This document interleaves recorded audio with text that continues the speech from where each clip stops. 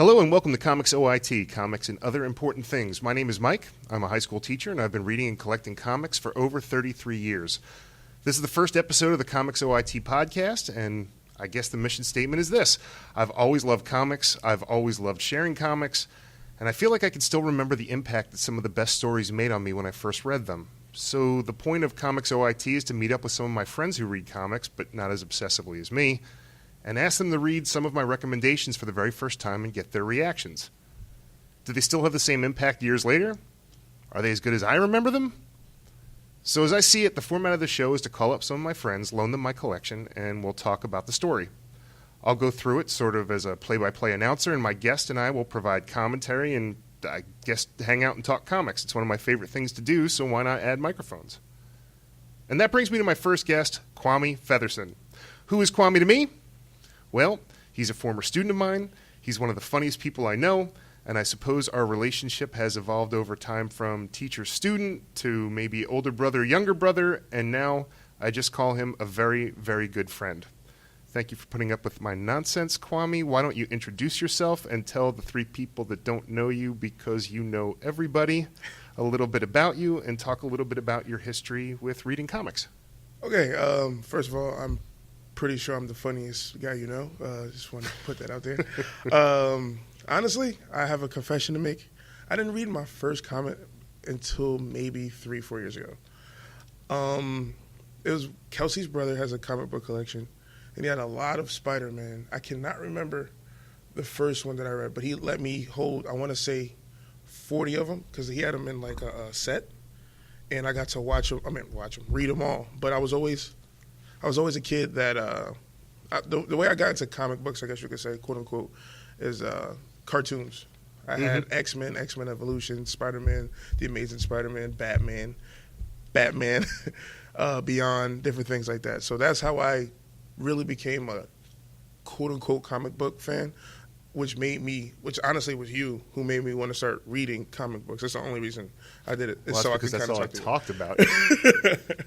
But people talk about politics. I don't want to start reading about politics, and yeah. But like, you probably made me more of a comic book fan and a superhero fan than anything. It was just listening to you talk about it and all the pictures and stuff that you have around your room.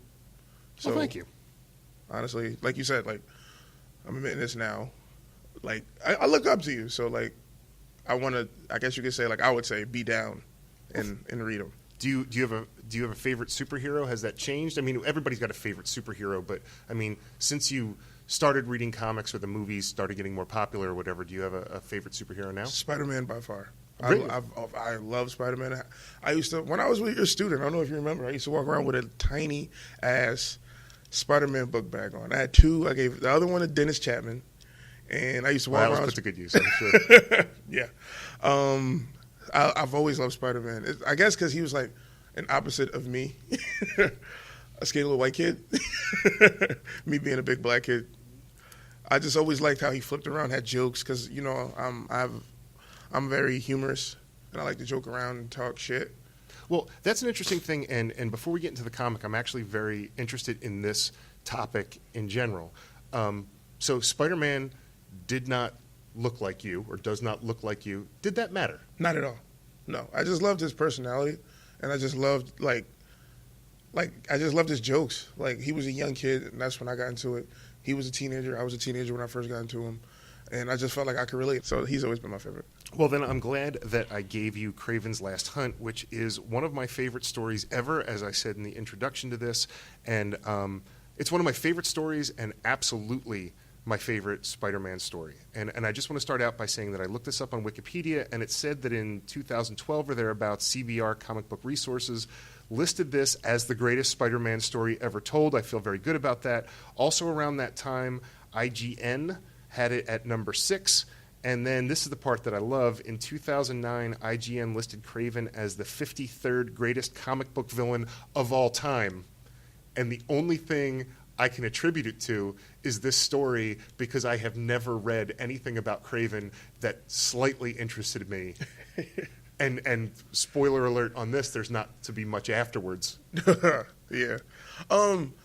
I did a little bit of research. You know me, I like to watch that YouTube channel, Watch Mojo. Right on. So I went to Watch Mojo and did supervillain origins. He had a super short supervillain origins, which kind of tells me that he doesn't have like a big good point, like impact in the story. So I was like, all right, that's something that I need to note. And honestly, what they saying that it's a great story. Like I think this would be an amazing movie, but kind of like we discussed outside of here, it would probably have to be like a 2-part thing. Right. The thought being that you have to show him being clowned in order for him to be redeemed. Yep. And I loved it. We'll get more into my thoughts about this later. Well, should we jump right into it, or would you like to give your thoughts on Kraven in general? I know that you had you had a very funny description of him. So, like, if someone said to you, "Describe Kraven to me," what would you say? He's a all right. So going back to what I said, you gave me this comic series to read, which was a graphic novel, and the thing that I kind of noticed was like he's a Russian, but he likes to be in the jungles a lot, and he also likes to get naked a lot. That kind of threw me off reading this because, like, looking at the pictures, he was always naked. Well, okay. So I don't have much to offer in the way of the explanation for him being naked, for which he is.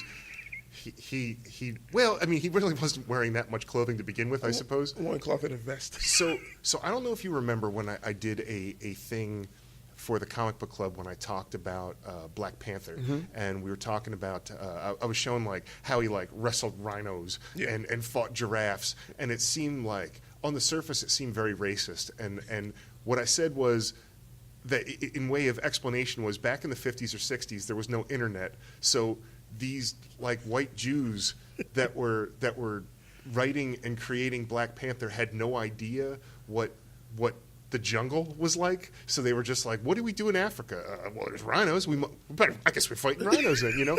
So I kind of feel like Stan Lee, Steve Ditko, right? So they're sitting around in 1963, and they're like, one or the other is like, I've got an idea. Kraven the Hunter. And they're like, ooh. And then they're like, well, Kraven's not really an African name. And they're like, no, kind of Russian. And they're like, a Russian hunter. You know, but they'd already started drawing the loincloth. But here's the thing. Like that's like the fact that he was Russian is the whole reason I did the superhero origin. Because I'm like, wait, how does this even correlate? Like, how does this connect? like, why is he Russian? First of all, I don't know if you noticed reading through the comic, like the gravedigger, the I guess his henchmen that are in the house, all black. Did you notice that? You know what? They look dark. That's what I'm gonna say. No. I'm with you.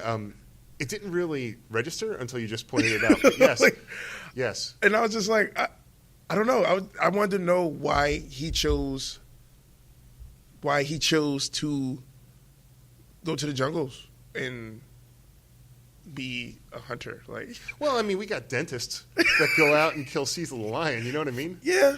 I mean, but. Well, okay, maybe because it's 16 when that happened, but he doesn't put the pelt over himself and then try to fight Spider-Man. Because, like, all right, so in his superhero origin, they said he is the brother of the Chameleon. Right, which by the way, though, they didn't do that right away. I really looked for that because I didn't know that he was the brother of the Chameleon. So when I looked at that first issue that he was in, the Chameleon's like, hey, Kraven, come on over, or whatever. I think later on someone was like, why the hell does the Chameleon know Kraven? And they were like, because they're brothers. Duh. Nah, like, all right, so they said that the way he got into hunting, like, I guess superheroes or whatever, was because of the Chameleon. It was just like, you want a job? And then he started hunting Spider-Man. That's what it said in superhero. I literally watched it last night. Well, yesterday, because I slept all day. But. Well, I mean, it's a stretch. It's not too much of a stretch, but okay, so you're this big game hunter. The greatest game of all is man, and here's Spider-Man. Although you would think that he would be after, like, Elephant Man or Lion Man. Like, Spider-Man, you know what I mean? Like, how many spiders did he hunt previous to that issue when we first met him? Well, he must have tried to go after him before he got his ass kicked. Repeatedly.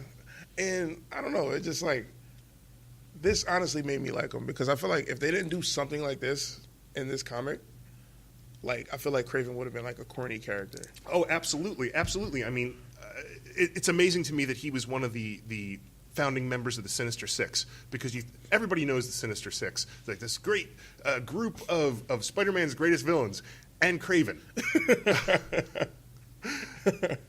We got the Green Goblin, we got Dr. Octopus, all your favorites, and Kraven.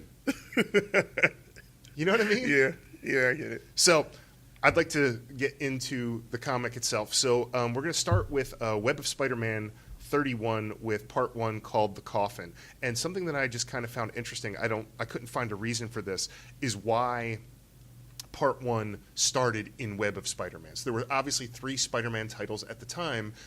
Amazing Spider-Man is the one that you've heard of. Mm-hmm. You meaning everybody. Everybody, yeah. The fact that part 1 was in Web of Spider-Man, that had only been around for 3 years because we're in issue number 31, maybe Web of Spider-Man wasn't selling. And they thought, here's this big story, and we'll start it in Web of Spider-Man. I mean, I'm just talking out loud. There's no way for me to verify this because I tried, but I just find it very interesting that Web of Spider-Man 31 is the first issue. So we start out and, well, describe it. Naked. He's naked, crouched in front of in the magazine. Like that is the first visual that we're given in the Web of Spider-Man is shades of junk. And Kraven is in, I guess, his trophy room, and he's beating up his trophies. Now, I remember reading this as a kid, and I thought that he was actually fighting the animals, right? Which is what's so weird to me, because at one point he just pops off the head of a gorilla. And I specifically remember reading this at 11 or 12 years old and thinking, well, that's weird. I guess they don't want to show the blood. No, it's because it's stuffed, because he's beating up dead animals. But also in page 3, that's the first time that we see the Gravedigger that you mentioned before. And throughout this issue, we're going to keep going back to the Gravedigger. And I just want to point out that there's a great YouTube channel called Strip Panel Naked, and which is odd because, you know, Kraven is this. Ironic. His thesis isn't just naked comics. Okay. But he does this cool thing, and I thought about this as I was reading it, was the Gravedigger keeps showing up at the bottom of the page, and it otherwise would pull you out, because we've got Kraven running around butt-ass, knocking over trophies, and then this Gravedigger, and then something else happens, and then this Gravedigger. But it's building dread, because at a certain point you stop looking at it, mm-hmm. or it stops taking you out of the story. Exactly. And you're just wondering, what the hell? Exactly. So Kraven does an awful lot of monologuing. He describes himself as the beast, the man, the hunter, and then I think it's kind of interesting, I will die soon, I must die soon, as he walks in on this super ornate coffin in his lair. I guess we can call that a lair. I guess it's a mansion, but at a certain point it's a lair. Yeah. And then he grabs a Spider-Man mask and says, but not yet. That takes us to the funeral of Joe Face at Timmy's Corner Bar. Joe Face is a nobody. I am sure that he never appeared before. I'm sure that he is just a dead body to kind of show that Spider-Man shows up to pay his respects. I find it kind of interesting that he's just in this coffin in a bar. Yeah, me too. I was like, that was weird. I'll tell you something. I don't remember what age I was when I learned about cremation, but I don't think it was in the 80s. I wonder if we find out if it was invented in the 90s or something like that, or it was just like a well-kept secret or something like that. But it seems like that would have been a much more economical solution to this no-name's death. And also less weird. Honestly, I thought the Gravedigger was digging a hole when I first started reading it was for the no-name guy. Well, you know, I'm sure that's part of the misdirection of it. I just want to point out in that top corner panel there, Spider-Man in the shadows with the eyes, the hands, and the chest emblem. I love the black costume. Yes. I feel like it was such a smart, what is Spider-Man? He's an emblem, he's web shooters, and he's eyes. Yep. And I'll be damned. And not only that, but we could stick him in the shadows and actually make him scary. How can Spider-Man be scary otherwise. Mm-hmm. But we have Spider-Man show up, and everybody starts freaking out. But no, he finds a seam in his otherwise seamless costume and pulls out some money and says it's for a decent box and a piece of ground. Then he goes home, and this is a very 80s thing. He lays down in his tighty whities. Mm-hmm. I don't remember learning about boxers until the 90s. And he has a dream. What'd you think about this? I would just... All right, first of all, I'm afraid of bugs. Right on. So it kind of skeeved me out. But I was like, why is this dude always naked? He had on a robe. I was like, all right, good. We're no more naked. And then they show him in a dream, naked, crouched over, junk in our face again. Well, but here's my question. Whose dream is this? Is Peter dreaming about Kraven naked? His dick?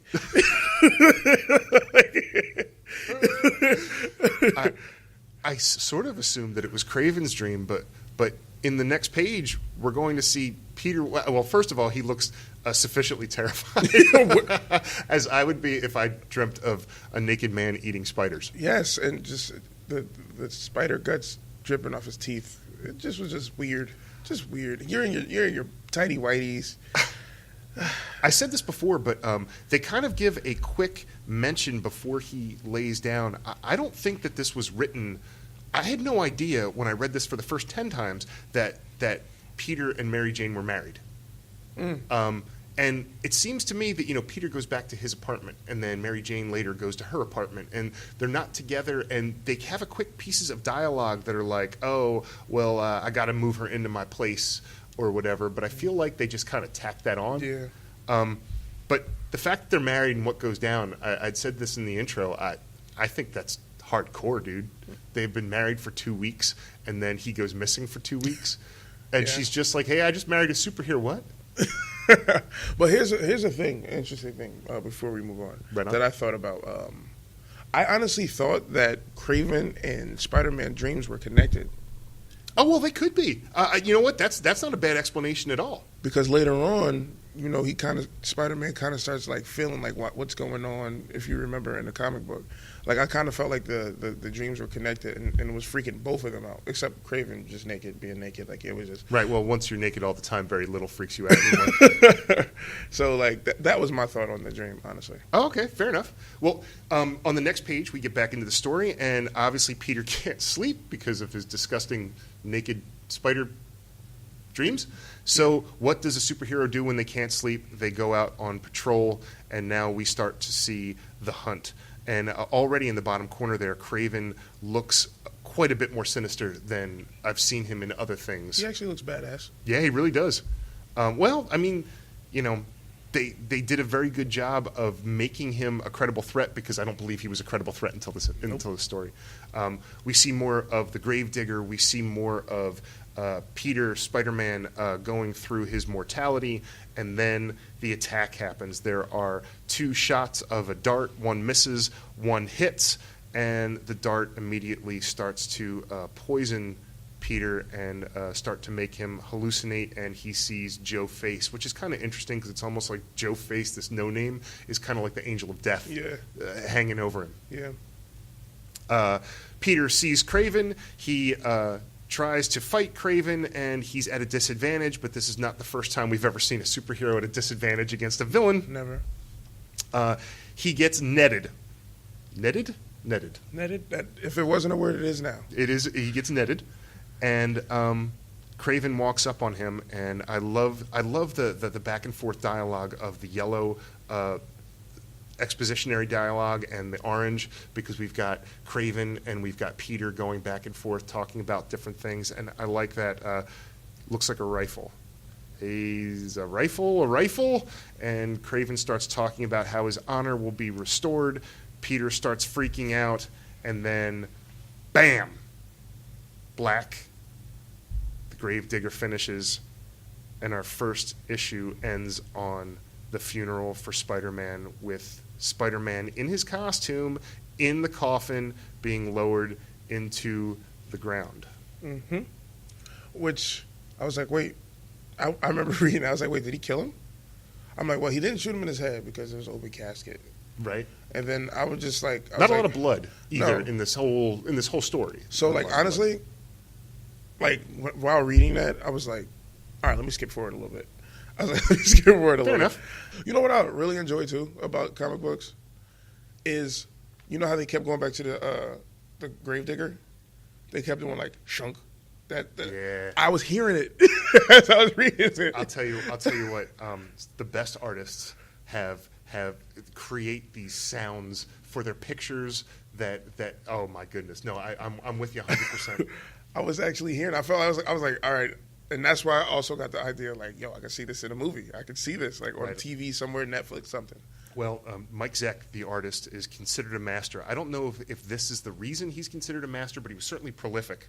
This moves us on to issue 2, Crawling, Part 2, Amazing Spider-Man 293, and opens us up at the grave of Spider-Man, and it says, "Here lies Spider-Man, slain by the Hunter."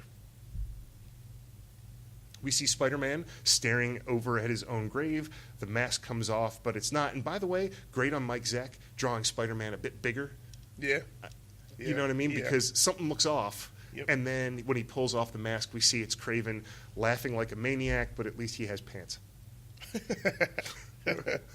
This brings us to kind of a horror interlude, and we'll talk about this in a little bit, but a woman in the rain, a lot of rain in these issues, by the way, in a rain, trips and falls on kind of a rat, and then gets pulled down into the sewer in 5 panels, which I think is so evocative of a horror movie. Yeah.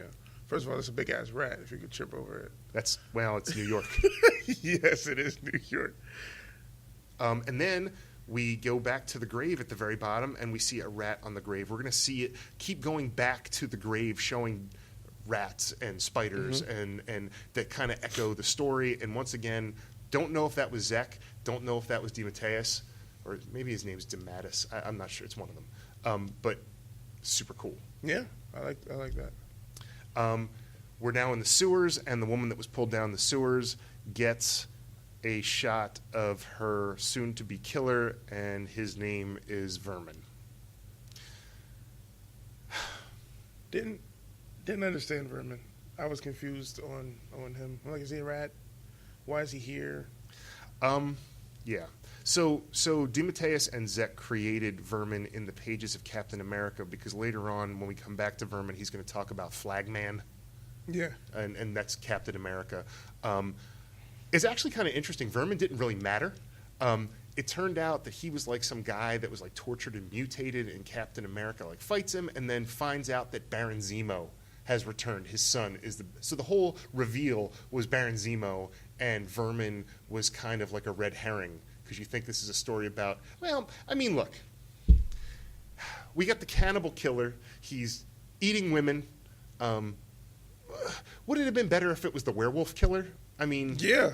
Okay. All right. But then we wouldn't have the rat on the grave. We'd have to do the wolf. A wolf peeing on a grave. We go back to Mary Jane's apartment, because she still has her apartment, even though that's apparently a thing you do. Is you get married and you stay living in your own apartment. I didn't know that was a thing. She can't sleep, and just like she's not a superhero. She gets up and she's going to go out, but first she sees a rat scurry across the floor, beats the hell out of it with a boot, and then looks like she runs for the bathroom to throw up. You did it. Don't feel bad now. You could have shoot it out the door. My wife has this whole thing where it's like, you came in my house. I'm not responsible for what happens to you while you're here. No one asked you here. So we go back to the streets, and Spider-Man, who we know is Kraven, is taking the suit out for a spin. He comes back to his lair, but he keeps talking about how he's still Kraven. He's not Spider-Man. He goes into this weird, smoky room and licks a bowl of spider milk. Who do you think milked those spiders? Well, I just hope that those henchmen that we were talking about earlier get paid very well. They have steady hands. And he kind of lives out the dream from before, and then he breaks some glass. A whole bunch of spiders come in. They form a spider totem, but this could definitely, well, we're going to hope that it's part of his hallucination, although it is the Marvel Universe. I also think, this is when I started realizing that he was fucking crazy, because I'm like, he's fighting a giant spider that I hope is actually there, but it probably wasn't. I don't know. He's drinking spider milk. We're going to talk about. I just created that on the fly. That was not my notes. And I was just like, this dude is fucking nuts while I'm reading this. I'm like, because we're not really talking about the dialogue. I don't remember exactly what the dialogue was, but like just hearing the way he talked, like the way he spoke to himself was just like, oh, very strange. Yeah, and I'm like, this dude is a fucking psycho. But I'm like, it would take a psycho to do this shit to Spider-Man. So yep. We come back to the sewers and Vermin, and actually here's where they talk about Flagman and Spider-Man, and shows that he's afraid, which, by the way, is just like his appearance in Captain America. He was feral, and then he was afraid, and he's kind of a sad character, except for the fact that he's stealing and eating women. Exactly. I mean, they try to make you feel bad for him, but no one's making him eat women. No. Eat a rat.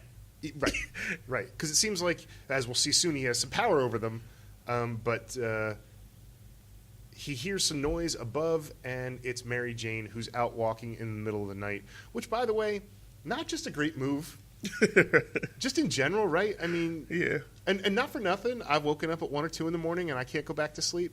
Don't need to go for a walk in the rain. Watch some TV. Read a book. How 80s are these would-be rapists that she rolls up on? I was just so confused at the fact. I'm like, okay, it's raining. Why does the dude have on short shorts? Well, it's the 80s. That's usually the answer for stuff like that. Okay, and the high socks. There's a whole lot of that only happens in movies and comic books of hanging out in the rain. I don't know of anyone that really hangs out for hours in the rain, except rapists.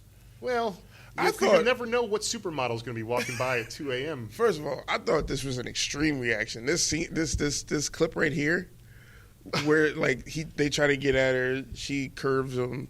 Well, and he's like, "All right, first you have to check out their game. Hey, tight pants, come and show us your red hair." It worked on me. I done went right over. I am a redhead. It's worked on me. I'm telling you, like I was just like, what did they say when she walked away? All right, let's rape her. Like what? Like, okay. Well, before that though, she yells, "Get stuffed!" at them. Look, it's 2 a.m. in the rain. It's like, we got to stuff you. And there's a dude with short shorts and high socks. Can we not antagonize? Because his dick is probably hanging out the bottom of them short shorts. Back to Kraven. He is fighting the spiders again, and he faces off, and it seems like he's going to get enveloped, but he's becoming Spider-Man, or at least he's a crazy man, and he's starting to believe that he's actually becoming Spider-Man. Back to the would-be rape scene. MJ, starts beating feet, running, and once again, now that I'm looking at that, the swap of the feet, I heard it. It's when very I read visceral. it. I heard it.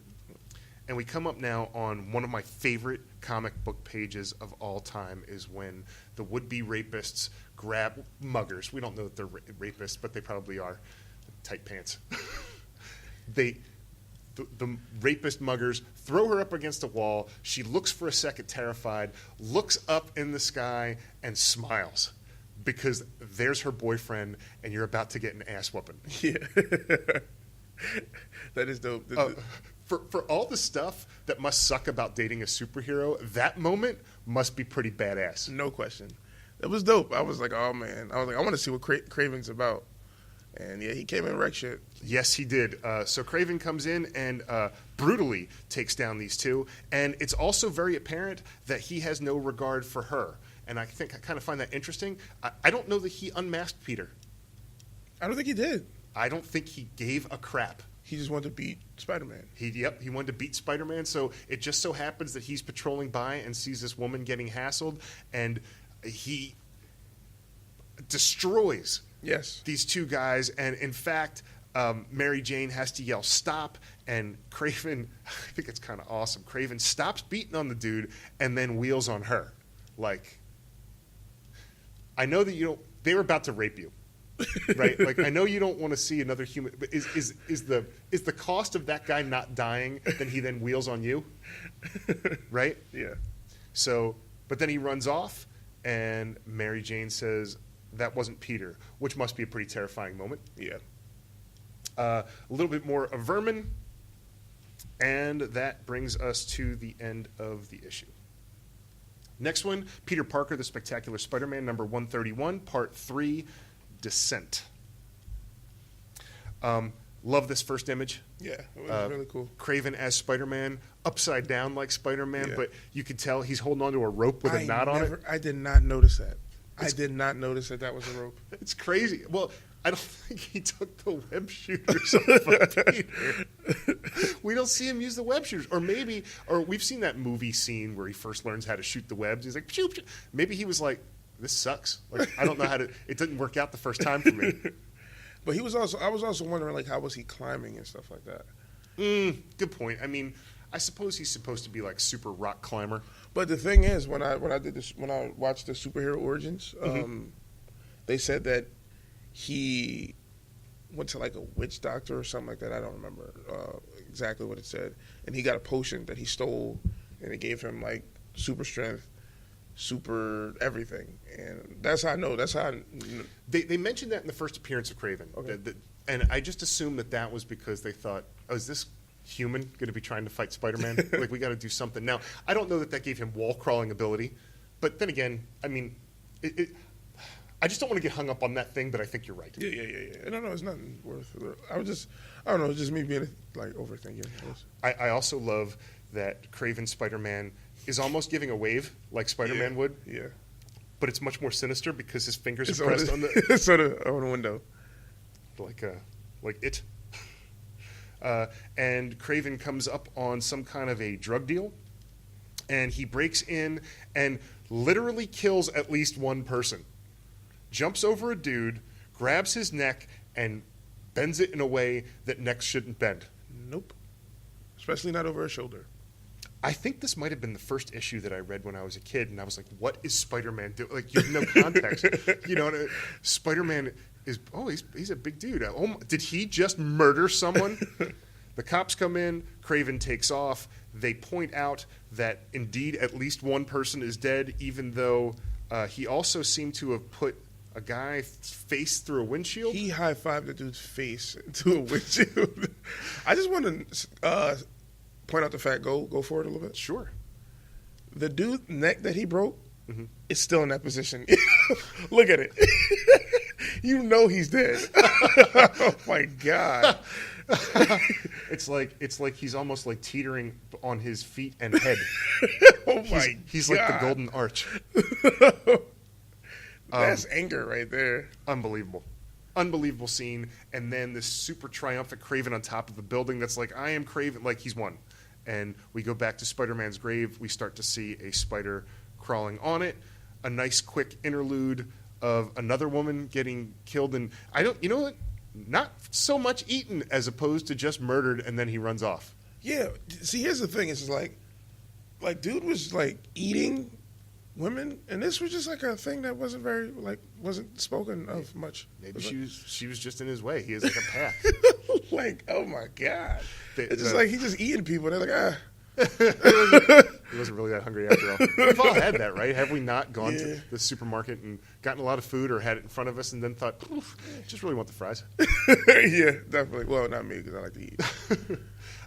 There's the cops roll up on Vermin. Vermin shows that he can control rats, starts to eat the male cop, and then does a crazy lick move that all crazy, creepy creatures do on women. Yeah. That big slobbery lick. And me. They do that on you too? No. Back to Mary Jane. Mary Jane goes to Robbie Robertson's house. Of course, he's the assistant editor under J. Jonah Jameson at the Daily Bugle. Mm-hmm. And I kind of love this because she has no idea where to go, so she goes to someone that Peter respects, someone that Peter knows, someone that has no idea that he's Spider-Man. Yeah. And then she just kind of gets up and takes off, which I don't understand the time of all this, but is this right after the near rape? I don't know, but I think in this scene, I think my boy thought he was about to get some booty. He like, oh yeah, now's the time. Well, what would you think if at 4 a.m., and by the way, when you're still up smoking a pipe, that's a pretty boss move right there. Yeah, facts. You see, like, look, he got a sexy face on. Sexy PJs. And then she just up and leaves. He's like, what was this about? And we also see a newspaper that says Spider-Man goes berserk. Yeah. So, and maybe we're not supposed to know what the timeline is, but Yeah. I don't think Kraven just put on the suit for the first time tonight, is my point. Yeah. Maybe the spider milk took a little bit longer than the couple pages that we saw. It's so weird. Back to Kraven's lair, and we see some foreshadowing, some really heavy-handed foreshadowing of a rat in a cage and him with a knife doing the bishop thing from Aliens with the rat. All right. Look, it can't all be home runs. A little bit of juxtaposition between the rat and and Vermin in the sewers. Kraven gets naked again. Puts his dick in front of everybody's face again, and boom. And decides that, well, at least he's going to have to put on some clothes, but he's going to take down Vermin. And we see Spider-Man and Vermin face off in the sewers. But Spider-Man isn't acting like Spider-Man, right? Nah. He's fighting back. He's not jumping around. He's not being goofy. He's going hard. and he does go hard. And in fact, I love at the point where Vermin and Kraven / Spider-Man growl at each other because no, this ain't that Spider-Man that you faced before. Nah. And Kraven's Spider-Man beats the living hell out of Vermin until Vermin is just laying there. Yep. And Dookie. You had mentioned that before. Yeah. I mean, it looks like black water, but I suppose it is. It's Dookie. No, they're in the sewers, so that would have to be Dookie water. They just fought in Dookie water. Well, now we know why Kraven was so angry. Well, if you could drink... you want to fight me in Dookie water? You best believe only one of us is walking out. It is going to be me. Because we're not stopping to shake hands after that. Ooh, no, I don't want to shake your hand. Kraven brings Vermin out of the sewer, and then it ends with Spider-Man's grave, and a hand comes up covered in spiders. A hand comes up out of the grave, and we see the caption say, Mary Jane. That brings us to part 4, Web of Spider-Man number 32, Resurrection. And as I understand it, this was the first cover that Mike Zeck drew, because he knew that the scene that was going to sell everything was going to be Spider-Man coming out of the grave, Peter coming out of the grave. This is my favorite picture right here. I love that. I love that. It's unreal. However, we have a little bit to go first. We see Peter, who's naked, and he's having a dream, and everything's in white, and he sees Ned Leeds. And I just wanted to quickly say, Ned is Peter's friend in Spider-Man Homecoming. Okay. Except that's clearly they don't look the same. Oh, yeah. That's because the friend in Homecoming is actually Miles Morales' friend Ganke, Ganke, from the Miles Morales Spider-Man. But they decided to take Ned Leeds, who's the Hobgoblin and died as the Hobgoblin in the comics, and mush him together with Miles' best friend for Homecoming. But so, longtime friend, recently dead is basically all we need there. Okay. So there is more dream, and there is all kinds of crazy stuff happening, and a lot of rebirth, and Peter in his dream crawling out, revisiting when he got shot by Kraven, and then he comes through the dirt and says, I love you, except that I believe he's speaking about Mary Jane and neither the spiders nor Kraven. He gets up out of the grave. He falls down immediately because he has been laying there for a while. He stumbles into Kraven's lair and finds out that he has been quote-unquote dead for 2 weeks. Meanwhile, Kraven in the bottom corner seems to know that Peter's out, and he's been waiting for him. Which is also why I believe that somehow with all those potions and fruits and berries that Kraven likes to inhale in spider milk is why they were connected. It's because, like, how does he know all of this stuff? You know what? I gotta like that because I thought that he was just a really good chemist. That was the thesis that I've been working on. Was really? that he was like 2 weeks in 5, 4. But no, what you're saying makes a lot more sense. Because remember when before Kraven shot him with that dart, he was hearing drums. Right on. Yes, he was. He was hearing drums, and I think that was Kraven in his head. Right. I think somehow, some way, he got in Spider-Man's head, and he just knew. Well, I mean, that's the writer, frankly, creating this link between the two of them that I don't think was ever there before. Okay. I mean, you know what I mean? Like, Yeah. it works. It Yeah. works, but I just refuse to believe that they're arch nemeses. You know? Oh, yeah, I get you. Spider-Man starts destroying the rest of Kraven's trophies that he didn't kill while naked. There are the henchmen that come in. Peter grabs them, and I think this is kind of interesting. He screams "where," but then he whispers "where" because his throat's all screwed up for not having spoken for 2 weeks. I don't know if that's true, if that really happens. I'm going to test that out. But that's super cool. And then he goes through the window. Keep your eye on that window. We'll come back to that window later. I have a question about this window. This is the same window, of course, that Kraven opened up naked before. Yeah. Right. So he goes through the I window. feel like he does a lot of things naked. We check in on Vermin. Vermin has been captured. He's in an electrified fence, and it seems like he's being systematically tortured. Yep. We go back to Mary Jane's apartment, and Peter shows up, and tell me they're not having sex right there. They don't, right? Oh, yeah, he definitely beat those cheeks. He definitely did. 2 weeks? 2 weeks? He's been well, but right away. He can't talk, but he can fuck. You're right. All right, I'm with you on that. Okay, I see your point. Because I was hoping he didn't, but it sure seems like he shows up. He's naked in the next scene when he wakes up, And she's coming out the shower. and she's coming out the shower. Come on, bro. Beat the cheeks. She doesn't want him to leave. He has to leave. My second favorite page in the whole story are those middle 3 panels right there, where he's at the window, cool. and she reaches out. He grabs her hand, puts it on his cheek as the lightning flashes, and then he takes off because, dude, that's what a superhero does. Yep. Even after they beat cheeks. That is now in Yab's I will vocabulary. be using that at least 5 more times during this, and another 5 times this evening. Peter goes back to the lair, and Kraven is waiting for him, and I love that he slowly comes down like a spider upside down behind Kraven, and Kraven is just, he's all right. Brings us to issue 5, Thunder, Amazing Spider-Man 294. And we start out by checking in on Vermin again to get a reminder that he's being tortured, and then we get treated to the last page, basically, of the last issue, showing him come down, maybe even slower. Yeah, definitely sorry. Cool, though. Yep, cool that scene. Peter beats the hell out of Kraven, who refuses to fight back. Yep. And Kraven says, "Don't you see, I finally won." And damn it, I love that. Why am I going to fight you now? I beat you. I beat you.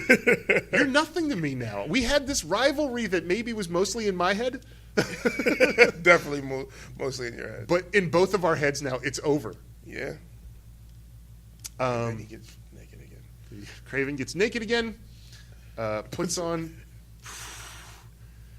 something that covers his butt, basically, and then says, "Hey, come follow me," and brings him down into the basement. I love that little piece there that shows the long, like almost like castle stairwell, and Peter's up on the wall. Oh, yeah. Right? Yeah, I mean, that's just like a cool little art thing, right? Yeah. Because you're not going to be walking behind him. He's Spider-Man. So he's crawling on the wall like one of those xenomorphs from Aliens. I find that funny, though. It's just like, Spider-Man, why can't you walk places?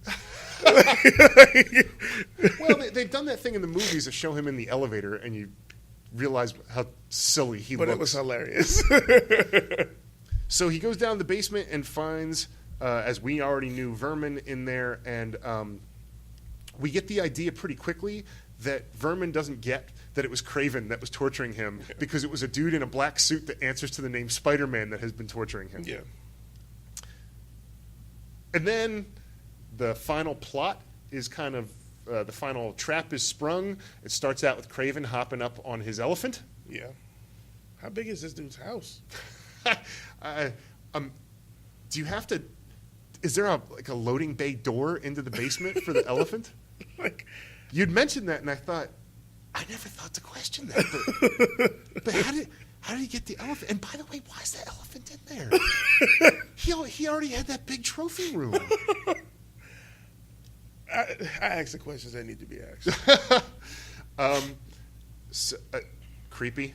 Kraven giving a little, I don't know, what do you call it, gucci to Spider-Man on his face. And Spider-Man's like, look, you can shoot me. Don't do that. Don't touch the bottom of my chin. I just did that to my girlfriend before I left, all right? I am not your bitch. That is the truth. Like, Kraven, enough is fucking enough. I saw your dick 4 times. I mean, Kraven's like, does you recoil? Why? Does my affection embarrass you? I wouldn't call it embarrassment. It was just unwanted. I don't want to see your dick, and then I don't want you to touch my chin. I understand Spider-Man. This is why I can relate to him. That would be my reaction. Oh, my goodness. Kraven lets Vermin loose. Vermin goes to fight Spider-Man. Peter, we're going to say Peter. Yeah. Peter keeps trying to reason with him, and Vermin is not a creature that can be reasoned with. Because he's stupid. Because he's stupid and feral and pitiful and special needs. So forth. And I love that Peter starts taking out all his frustration on Vermin, and then he stops because he's like, no, I'm not an animal.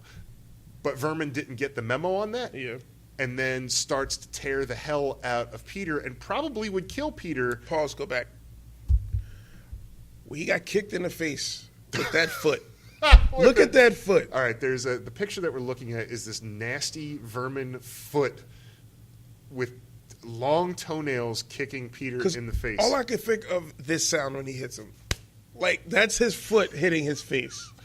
It's like padded a little bit. And that's just gross.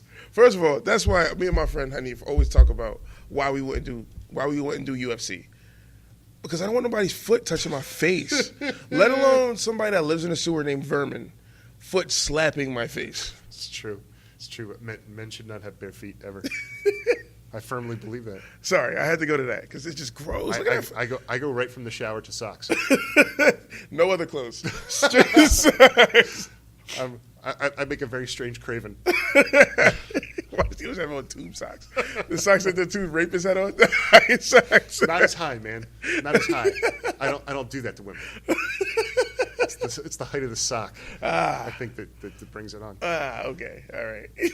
Kraven spares Peter's life, which seems pretty odd, and Peter's like, why did you do it? And Kraven goes, let me help you, takes him upstairs, and says, well, now you got to catch him. I caught him, now you got to catch him. And by the way, I just want to show you, that window, is that not the same window that Peter broke out of? Oh, yeah. I didn't even realize that. Did they just repair it and then have Vermin come back through it? Imagine being one of those workers. Yeah, I just fixed it. Psh, motherfucker. Well, how about the grave that's now been dug out? That guy, they showed that guy sweating. He was working on it like all day. Shirtless. Shunk. So, oh boy. So now it's the final part of the 5th issue where there's some monologuing, and Kraven picks up a hunting rifle, bolt-action hunting rifle, notice. Yeah. And in the shadows, you clearly see that he put it in his mouth. Close up on the trigger, coom, which is not as great a sound effect as the rest, although I feel like they had to back off a little bit. Yeah. We wouldn't want that to be shunk. I'd be confused. And then Kraven falls bloody into the casket that we saw in issue 1. I was like, what the fuck? He was planning on killing himself the whole time? I thought he was going to give up, all right, my life's good. But I guess he foreshadowed that. I was like, wait, hold on. Well, it seems like there's a whole family history of mental illness because I've been staying away from it, but he talks about his parents and the aristocracy and losing everything. Yes. And I'm pretty sure that he alludes to the fact that when he says they said my mother was insane was because she killed herself. And then he does it too. That's hardcore comics. Yep. 12 years old, I read that. Crazy. Yeah, that was fucking crazy. However, we still have one more issue to get through, and I think this is my real only criticism of this. Okay. Which is I think this is one issue too long. I agree. I felt like they could have ended it right there. Yep. I honestly was like surprised when I was looking through I was like, oh, there's still more. Like, you can end it. They have a couple things to wrap up, right? He's got to be reunited with Mary Jane. We got to have that. Yeah. He's got to catch Vermin. Also, his name's got to be cleared because remember, Spider-Man's been going around killing folks. True. Breaking But necks. I feel like taking out a page here and there, we could have had all that and finished it in 5. I agree. And we see Less Kraven dick. it's true that we could do, and also less Dookie water. Less Dookie. Nah, man, you need Dookie water. Spider-Man Peter is going through the sewers, and okay, that's Dookie. That's no I question. didn't notice this till you said it, but it's Dookie. clearly He's crawling through Dookie. Oh, God. And he gets it on his face. That's why he wears a full mask. And that's he's the only smart one. Captain America crawled through Dookie in his mouth. In his mouth. In his mouth. Because you know he's going to grunt, and he's going to fall right in his mouth. And the drip. Oh my God! You and I have beards. That'd be bad news. You got to shave it. I get Dookie in my chin, on my chin and my beard. I'm shaving it. I will go just mustache. Oh my God! Oh, crying out loud.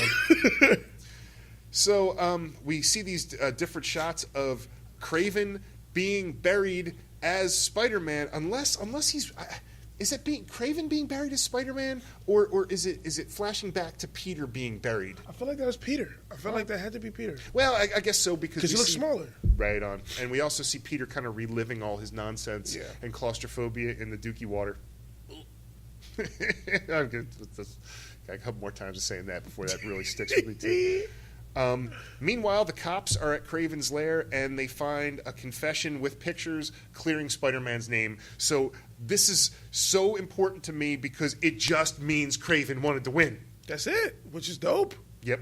This is why I could see this being a movie. He pieced out.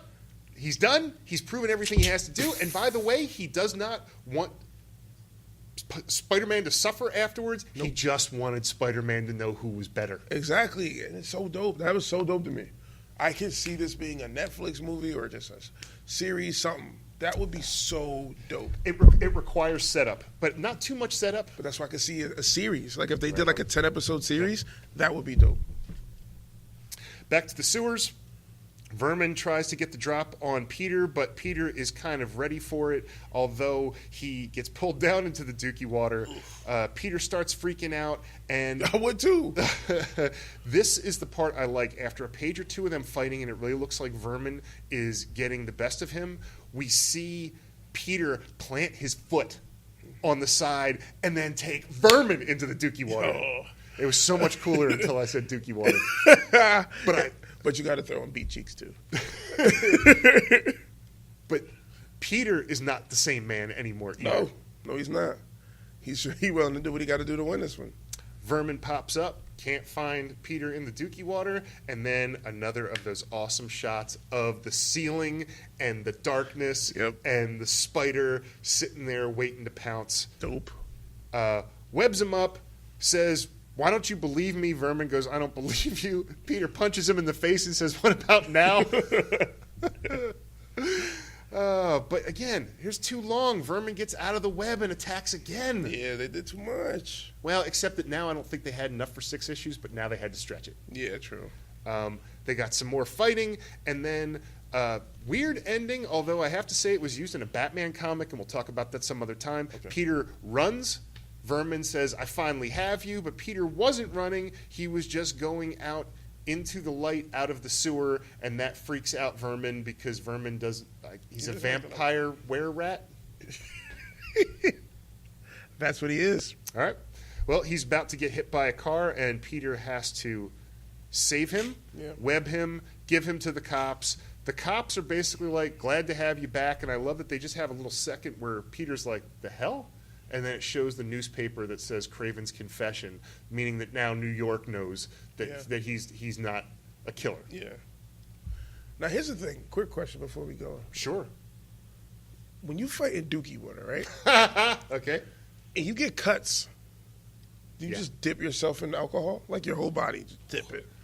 or hand sanitizer? Which one do you think would work better? Which one makes you scream more? Oh my God! Yes, that's gross. I'm trying to think of Michael Douglas in The Game, where he gets buried for dead in Mexico, and then comes back, and he's been in the same thing, and there's just a scene of him just in the shower scrubbing, going. I imagine there's a whole lot of that. Yeah, no question. Like he tells Mary Jane, get out the steel wool. She goes, but your skin. He's like, just do it. It'll grow back. She just run over and hug his dookie suit. That's totally what she did. That totally ruins this tender moment. Peter goes back to Mary Jane's apartment as she hugs the dookie suit, and we see Kraven getting buried by his henchmen, who I suppose are out of work now. Although I'd like to think that he had a nice, like, kind of 401k set up for them. So maybe he has a house big enough to fit a fucking elephant. He better have something set up sort for of him. retirement plan for his henchmen. And I love that the last shot as the dirt is being, well, two things. First of all, we see Kraven's tombstone, and it says, "Here lies Sergei Kravenov, Kraven the Hunter. He died with honor." Yeah, right next to Spider-Man's grave, which is dope. And the grave digger fills in the dirt on top of a rat and a spider that are in the grave on the coffin. And that is Kraven's last hunt. Dope. Loved it. Yeah? Yeah. Was this a good one for you? Absolutely. I loved it. That made me a fan. Like that story made me like a fan of Kraven, honestly. I love it. Which is ironic because he is no more. And of course I don't really want to talk about it because it really kind of shits on the whole story, but of course they bring him back. Yeah, I saw that his wife resurrects him, which is corny. They should have just leave him dead. Leave him dead. He went out like a G. Leave him dead. I agree, except, I mean, look, they can't all be home runs. This was a grand slam. So there's a couple strikeouts after this. Yeah, of course. You know? Yeah. So you haven't read too many comics, but you've read some Spider-Man comics. Where do you think this ranks among the comics that you've read? One, easily. Nice. The other stories that I've read are all right. Well, they're issues, yeah, as opposed to, like, this is an epic. This was dope. I need more comics like this in my life. Well, don't we all, brother? And there you have it. This was the first episode of ComicsOIT. I just want to thank Kwame for allowing me to force him to read this comic. Thank you. And I'm just really happy that I was able to share it with you. Thank you for listening, everybody, meaning the two people that we send this to that will listen to it. Three. My mom. Three? Okay, four. My mom, too. Please join us next time as I force another friend to read, break down, and review another favorite story. Remember, every comic is a reader's first comic. Some are just better than others. Happy reading. Thank you. This was fun.